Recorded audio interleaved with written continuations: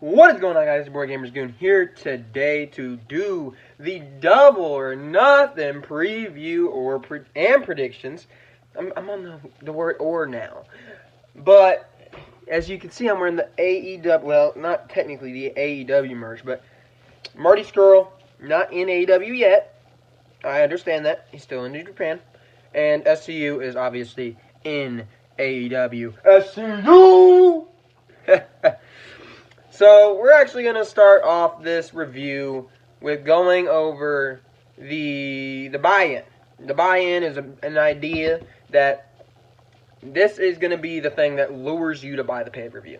They are going to put on a pre-show. The pre-show, it's not going to be like a WWE pre-show, but they are going to put on a pre-show, and the stuff that happens on the pre-show is going to matter for later on in the night. One thing about this pre-show that's really interesting is the 21 Casino Battle Royale, which I am really excited for, actually. Typically, you're not really that excited for a Battle Royal unless it is the Royal Rumble for the WWE, but even without the big names, I mean, there is big names in here that I will touch on, but even without them, the implications of this match is the winner has a shot at becoming a future AEW champion. So winning this match means something. And the rules behind it are very interesting. So they have 4 different card faces, like the Queen of Hearts and all that stuff. But they have 4 of them, and there's going to be 5 apiece. So there's going to be 5 hearts. Whoever gets the hearts, they're going to come out at whatever time. They're all going to come out together. But the one guy that gets a joker gets the 21st entrant, meaning he's going to be the last entrant into the Battle Royal. And that means he is probably going to have the highest chance of being the victor. Now, this is an over-the-top Battle Royal. And as we saw at All In, it went over pretty successful. I'm really looking forward to this match because last time, as you guys know, we saw people we didn't really know of. I didn't know of Marco's stunt before the All-In Battle Royal, but that Battle Royal showcased his abilities, and he looked very good in a ring with people that were much, much bigger names than him, and he made his name, which is what I love about AEW. They're giving the lesser-known guys a platform to shine and really show us what they can do. Now, I am going to go over the participants and the 21 Casino Battle Royale, and these guys, there's a lot of guys that are going to be interesting. So we'll start with Sonny Kiss. I believe he is the editor for Being the Elite. If you guys haven't been watching their show, go watch it. The Road to Double Nothing's great. Ace Romero, Glacier from WCW is going to be in it. MJF, Brian Pillman Jr., son of Brian Pillman, clearly. Joey Janela, Sunny Days. I take that back. I think Sunny Days is the editor. I think Sonny Kiss is the whatever it is. The dude that dresses up like a female. Dustin Thomas. Now, this guy's very interesting. This guy had, he was born without legs. It was a very cool story. I did not watch Dustin Thomas because I didn't watch Spring Break when Joey Janela threw it this past year. But the clips that I've seen, Dustin Thomas is not bad. He can get around the ring, and he has no legs. Dustin Thomas has no legs. A very good story. I would really like to see Dustin Thomas featured in this match as maybe a couple of good spots where you look at this guy and be like, wow, this man actually is really good even though he has a disability. I want him to be one of the guys that we turn heads at on Saturday night tomorrow. Just be like, wait a minute, who's this guy? This guy right here is one of the best we've seen. I'm hoping that's going to be what we can get out of Dustin Thomas. Then Billy Gunn, obviously, from his D-Generation X days, but now he's over on AEW's Double or Nothing. Jimmy Havoc. Now this is a name I really like. Jimmy Havoc has a sort of edgy character. Very similar to what Bray Wyatt used to do with the Buzzards. Now, clearly different body types, but Jimmy Havoc I think could be a nice candidate to win the match. Now, the next one's Michael Nakazawa. Now, if you haven't been watching Being the Elite, you probably don't know much of Michael Nakazawa, because I really didn't know much about him before then. But this is a guy that the Young Bucks brought in. They liked him. And now they're just throwing his name around. He's not, like, on the show, but every time they just say something, like, random, they're just like, Michael Nakazawa. They're kind of throwing his name in spots that are, like, not where you would expect it. So maybe he is a candidate. Jungle Boy. Jungle Boy is a guy I think might steal the show. He had a good match with Janela just, what was it, last week? 2 weeks ago maybe. But Jungle Boy is not bad either. And he actually got signed to this Battle Royal with Luchasaurus, who was carrying him on his shoulders. Luchasaurus, obviously, being from Lucha Underground.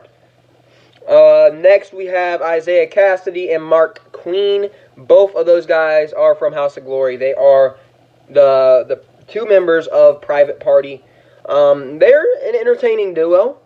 I don't think that they're going to be the ones to win, because I don't see either of them being the guys that are going to be pushed to the top at this new promotion, but they very well could be. And Brandon Cutler. Brandon Cutler is a guy that the Young Bucks work with, and it was really an emotional story on how he got his contract. He was friends with the Bucks, but he didn't know if he was getting a contract, and they gave him a contract, and he worked his whole life to get to the point, and he never thought he was going to make it. And AEW gave him the chance that other promotions wouldn't. And Brandon Cutler obviously was grateful for that. Now, the last guy was actually the most recent guy to break the internet when it comes to AEW. I don't know if he's actually all elite yet, but Shawn Spears. Now, you might be like looking at me like, who's Shawn Spears? Now, if you guys watch WWE, you remember this guy named Ty Dillinger, the Perfect 10? Yeah, that's Shawn Spears. Shawn Spears drew the 10 of Diamonds on their weekly YouTube channel, YouTube series. And Shawn Spears is going to be in this Battle Royal. This could be a guy they look at and, you know what, we're going to give it to him. And possibly could be going up against either Chris Jericho or Kenny Omega whenever they decide to put the inaugural AEW Championship match on the line. Now, you might be looking at me like, who do you think is going to win this match? Now, the one thing I want to mention is I have 3 guys listed as the guys I think are the most possible. Shawn Spears, Joey Janela, and MJF.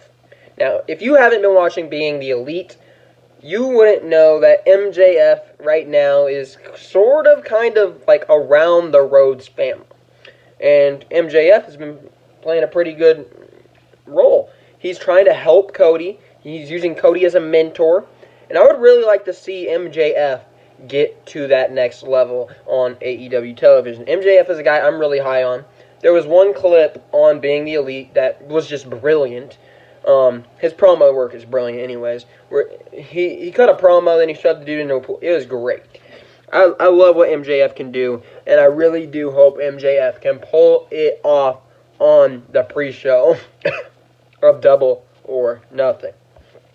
Now, I didn't line this up correctly, so forgive me while I go down. But, excuse me. The second match we are going to talk about on the pre-show is Kip Sabian versus Sammy G. Sammy Guevara. Now, I don't know much about Kip Sabian. I'm sorry. But I don't. I do know he's either friends or dating Penelope Ford. It's all over his and her Instagram. But she called him a friend, so I don't know. But Sammy G is a character I really like. Sammy G he's an outgoing character on Being the Elite. But the thing is, everybody doesn't like Sammy G. Sammy G is outgoing and great and all this stuff. But everybody's just like, we hate that guy. Now, there was this one part where Sammy G was sitting on a couch with Cody Rhodes. And Cody Rhodes was like, you can't fool me, Sammy. You're a heel. And Sammy's like, what do you mean? He's like, you flipped me off at a charity event. Yeah. So Sammy G, I like Sammy G's character. The Pandas. Sammy G. I like Sammy G. But, you know what? I think I'm going to take Sammy G in this match. Now, we're actually going to start off with now we're going to go into the main show.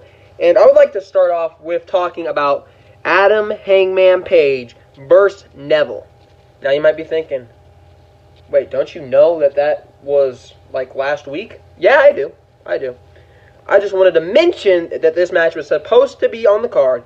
And if you go over on the, I believe it's either the Nightmare Family, whatever YouTube channel, they have a lot of YouTube channels. But whatever YouTube channel it's on, I want to point out that Neville had a low blow onto the ref because Hangman was gonna win, but he had to stop it somewhat. Now, that match left Hangman on the shelf per storyline. On Being the Elite, it showed Hangman icing his knee, and not icing, and he will not be at Double or Nothing, he announced. Now, he was Full Gear ready, and now he is out of the Double or Nothing show. Maybe, just maybe, they offer a match in here that we don't expect because of that. Maybe they do bring back a Jon Moxley, but as for now, we have that match canceled from the cards. Neville will not be there at all, so you don't have to worry about that. Next, we have SCU versus the Strong Hearts. SCU, obviously, Scorpio Sky, Frankie Kazarian, and Christopher Daniels versus the Strong Hearts, Seema, T-Hawk, and El Lindman. Now, in this, I could see SCU losing, because you do need to have a couple of the big guys in the company lose, because I mean, it wouldn't look good if all the owners of the company win. But I don't think SCU should lose. SCU on the Being the Elite YouTube channel sort of teased the Lucha Bros for a match in the future in AEW, and I'm like, oh wow, I would love to see it. They've already had a couple matches before, but I would love to see it under the AEW banner. It would be really good. Now, who do I think is going to win between the Strong Hearts and SCU? There's only one word, and it's SCU! This is the worst town I have ever been in. Wait till the end. I'm gonna cut a promo too. Next, we're going to talk about the women's match on the card for the triple threat, at least. There is going to be another women's match, but let's talk about this one. Britt Baker versus Kylie Rae versus Nyla Rose. Now, Nyla Rose is a character that's kind of like a bully.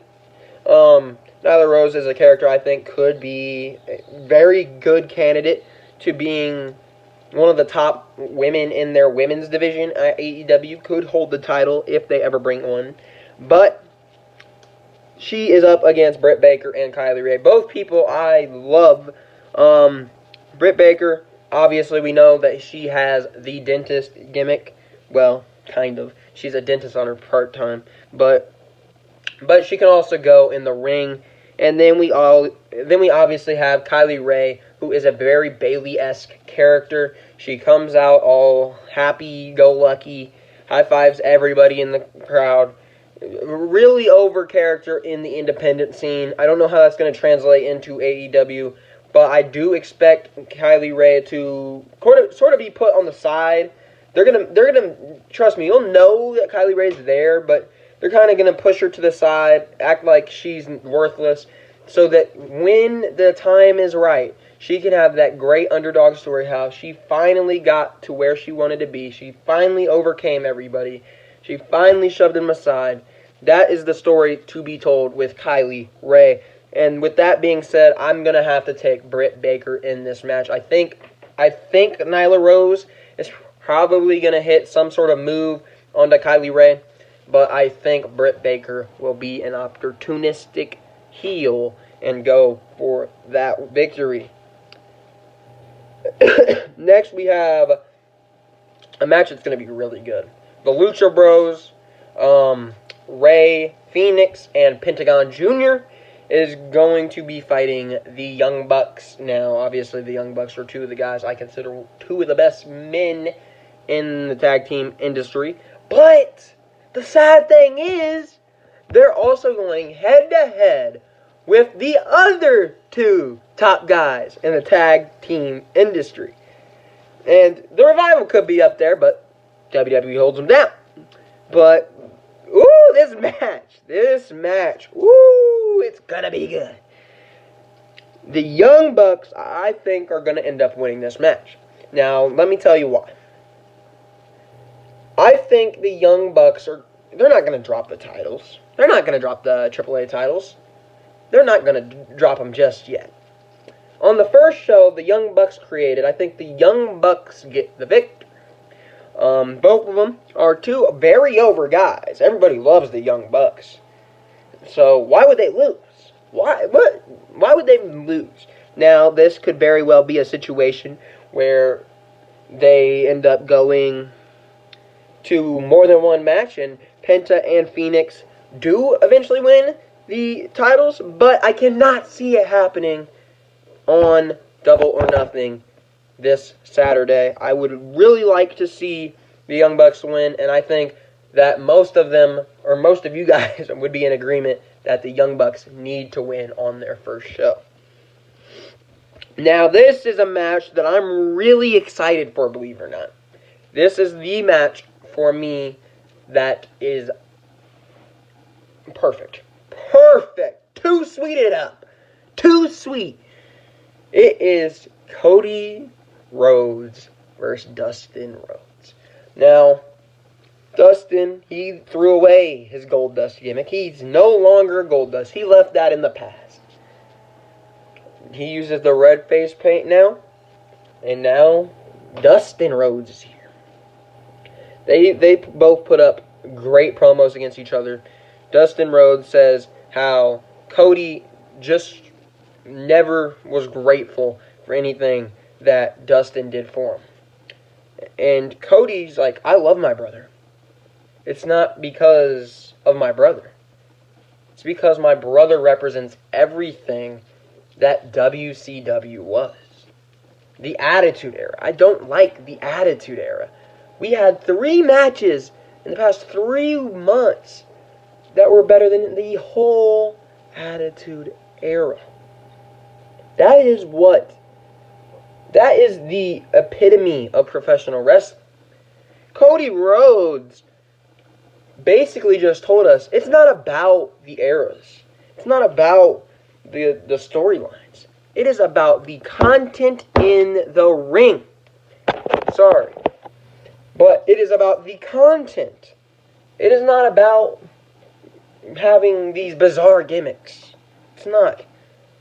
At the end of the day, the only thing that matters is if you can get it done in the middle of the ring, and that's exactly what AEW stands for. You can have great gimmicks, but you also have to be an interesting character. You can't just be, oh, you have a good character so you can get on by. No, you have to be good, and you have to come out with a great gimmick to be over.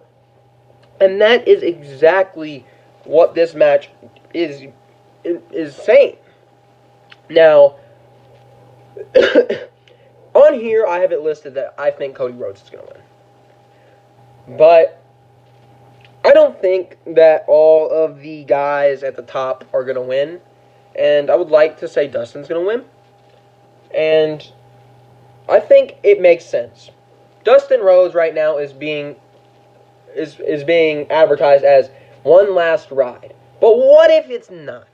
What if this is merely just the next step on his path?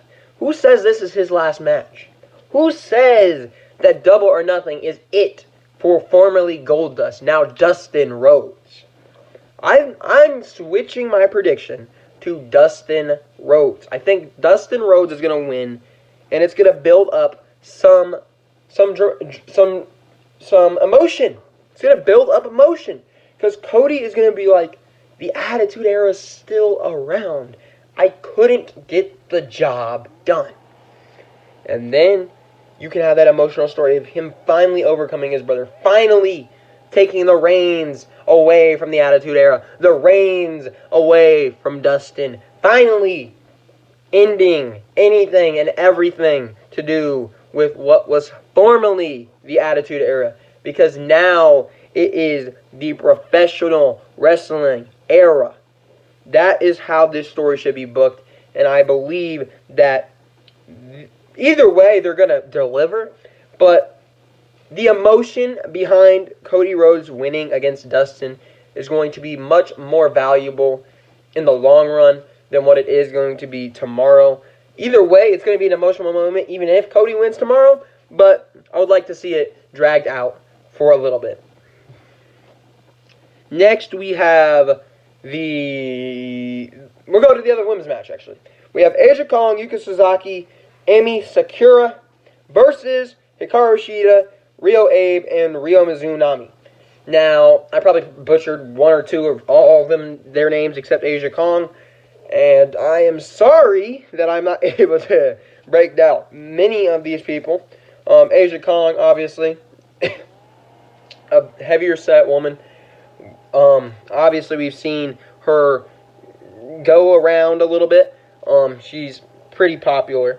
And then I've seen a little bit of Hikaru Shida on Twitter, just some of her moves. So I don't know which side to pick, and since Aja Kong's more of the muscle in this match, I'm gonna take her side with Yuka Sasaki and Emi Sakura. See, this is what I like about AEW. I'm going to witness new people.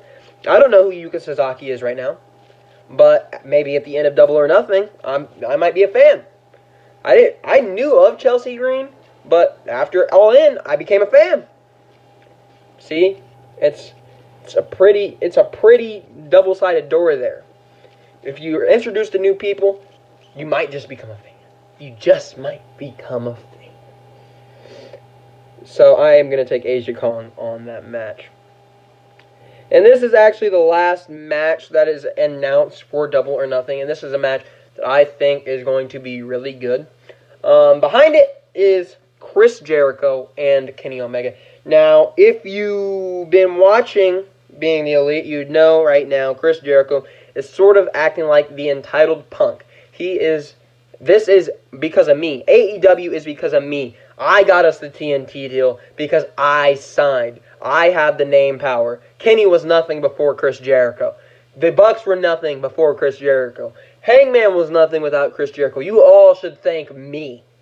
That is what Chris Jericho is doing. He's being a heel.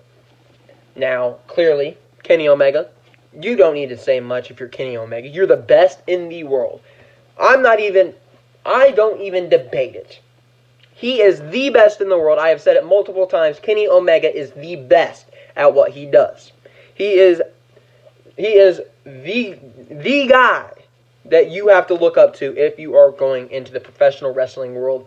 And I've seen people say, no, it's AJ Styles. No, it's Seth Rollins. Those guys are really talented, but guess what? You guys haven't seen Kenny Omega. This man is a star. Kenny Omega has torn the house down multiple times, more than anybody else, and I believe Kenny Omega is going to walk out of Double or Nothing, getting his championship shot at the AEW Championship, clearly.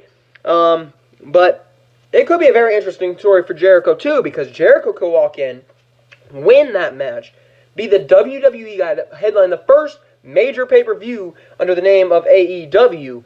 He wins, goes on, and he wins the AEW title. That could be even bigger name value in itself. That could even get more mainstream attention. But I want to take Kenny Omega because I am a loyal fan of the Rainmaker. I'm just kidding. You thought I didn't know that was Okada? Exactly. I'm a loyal fan of the Cleaner. And in Kenny Omega's good words, goodbye and good night. Bang! This is the worst podcast I have ever been on.